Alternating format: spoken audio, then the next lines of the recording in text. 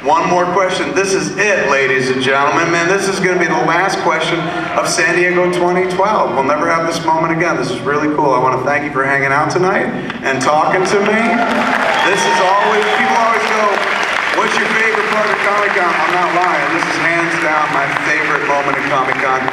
And there were a few moments I actually liked. There was a moment on Thursday I was driving over to the convention center, near the convention center.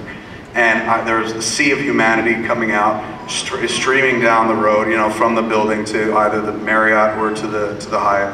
And in the midst of this throng of people, there was a woman sitting on a little patch of grass by herself. If she's in this room, it would break my heart. Sitting on this little patch of grass by herself, reading a comic book, man. I was like, that's the fucking San Diego Comic-Con. However, as much as I love that, this to me is always the San Diego Comic-Con. Coming up here and talking to y'all for a while, it's a really, really cool thing. Okay. And before we hand it over to you, let me just make sure I told you about everything we should. Spoilers is on Hulu. Go watch that when you get a chance. It's fucking free. Comic Book Men comes back, I believe, in October when The Walking Dead starts up. We're shooting it right now. There's a casting page online. If you want to be on Comic Book Men, go to smodcast.com. You can find out how to join up to be on the show, bring in stuff or something like that. So check that out. As always, go to smodcast.com. We use it now as a portal to everything we do. It'll send you to the podcast. It'll send you to the YouTube channel, which is youtube.com/csmod. It'll send you to spoilers. It'll send you to our live shows like tonight, Hollywood Babylon, right down the street at the House of Blues, San Diego at 11:30. A Smartcade, we showed you the games. Pick those up if you got an iPhone. They're pretty fucking fun. Fun to play on the shitter. And I think that's about it. I think I covered everything for this year. And now I turn it over to you. Bring us home. End strong, man. Ask something about me fucking Hitler. That was awesome. Oh, someone like Hitler. I read your book, Tough Shit, and was very moved by it. Thank you. This question is regarding the chapter about Bruce Willis. Okay. Did he respond to it? What would happen if you saw each other again at a party? What a great question. Did he respond to it? No. Classy or oblivious, but no, he didn't respond at all. We never run across one another. Last time I ever saw him was at the Cop Out premiere and stuff.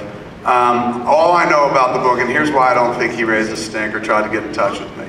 If I wrote the real story in the book, it'd be way worse. I'm not even lying. I'm not doing this for the effect of like drama or on a stage or the book's done. I'm not trying to sell it or anything like this, but I swear to you, that story in the book is the tip of the iceberg. And here's the tip. If I went through the rest of the story, it takes it down here all the way to the fucking floor. Like there was so much shit I just could have been like, and then this, and then this. Some shit I couldn't because literally I put in the book and the publisher's lawyers were like, you're gonna get us all fucking sued. And I was like, but this happened. They're like, can you prove it? And I was like, no, I guess not.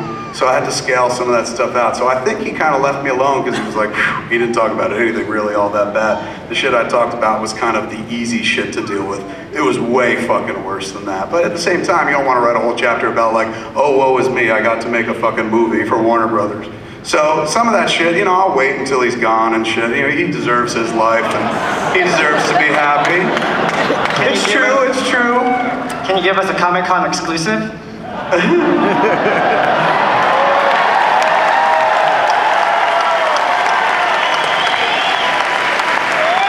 trying to think, what is the least egregious?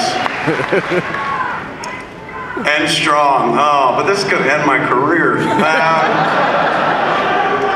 Okay, I'll tell you a story. Hold on. I'll tell you a story, and I'm not saying that this happened. This is just like an imaginary what-if story. Do it. Okay. You know what? I'll frame it this way. When I was smoking weed once, I imagined this story. So I imagined that I was standing next to Bruce Willis, one of my idols, one of cinematic idols. I certainly didn't base my life on the teachings of John McClane, but I liked that he was the everyman hero. And I really liked that Bruce came from New Jersey. That was important to me. I was like, this motherfucker came from Penns Grove, New Jersey, and now he's John McClane. like you could come from New Jersey and something cool would happen. So I was emotionally invested in him. I was a huge Moonlighting fan and stuff, not just the Die Hard stuff, but the Moonlighting was to me pornography for the ears, because it was all about dialogue, and he delivered it so perfectly. And I even loved the fucking wine cooler commercials, man. When I was a kid, he would shill for fucking Seagram's Golden Wine Coolers, and I would wait for those commercials to come on and tape them with an old style Betamax, because it was he just seemed like so smooth. He would just sit there and be like, Seagram's Golden Wine Cooler, and I was like, oh my God, I want to get drunk, you know? And I was 11 years old, but I was like, he's selling me on this fucking booze. So I love the dude, I absolutely fucking did. So imagine if I was standing on a street in Brooklyn, and we're at a light.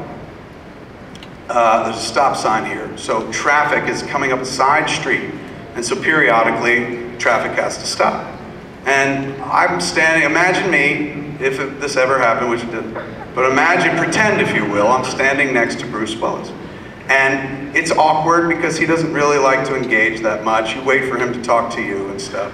But you know, I wanted to be there for him in my imagination if this ever really did happen. I wanted to be there for him and stuff, you know, because that's your job as the director. So I was just making myself available. I'd read in some stories that all I did was smoke weed and hide in my trailer, but that was absolute bullshit. I lived on that set because I respected the man from the jump. So there I am standing next to him. Imagine if I was standing next to him. Make pretend I was standing next to him. And a Glacier truck pulls up. And a Glacier truck, for those who don't know, a truck that has glass, big panes of glass on it and stuff.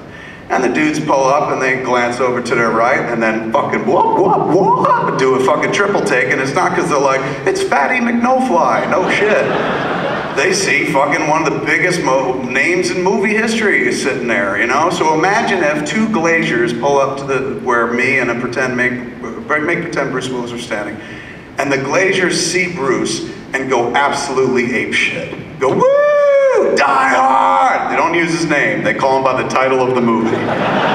Which I love. That's how you know a true movie fan, man. They don't fucking tell, they go, oh man, what about Hunt for Red October? And you think they're talking about the movie, but they're talking about fucking Alec Baldwin. These cats go, Die Hard, woo, Die Hard, man, I got all the movies, I got Die Hard 1, 2, 3, and 4, I fucking love you. And I'm fucking smiles, man. I love that. I love when people see people that they dig, that they like their work, and they fucking lose all sense of propriety and just go like, it's you, it's fucking you. And you know, I've seen that firsthand when some people go like, you're Silent Bob, but this was over the top. This dude was like crazy. I was shocked he didn't get out and ask for an autograph. So I'm beaming.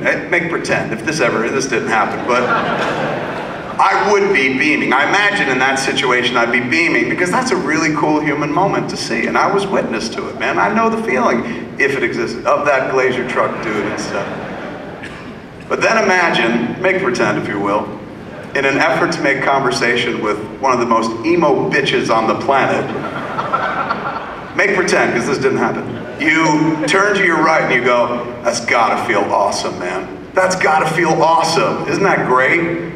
And just make pretend. This never happened, I promise you, but just make pretend. Imagine, if you will, write yourself a script where somebody says the worst thing they could fucking say in that moment. Just pretend. Imagine if the dude turned to me and said, I hate the ones that scream Die Hard the most. Imagine how your heart would fucking break. Imagine you'd be sitting there. Imagine if he said something like that and you were like, oh man. And imagine that you had to come up with something to say in response. So I imagine I would say something like, you know, I made Clerks 15 years ago and people still yell it at me, and I think that's awesome, man. Like, that would make me feel good. And then just imagine that what you said was so fucking repugnant and stupid to him that he just walked away without saying anything. Now, that never happened at all. But if it did, would you want to work with that fucking prick ever again?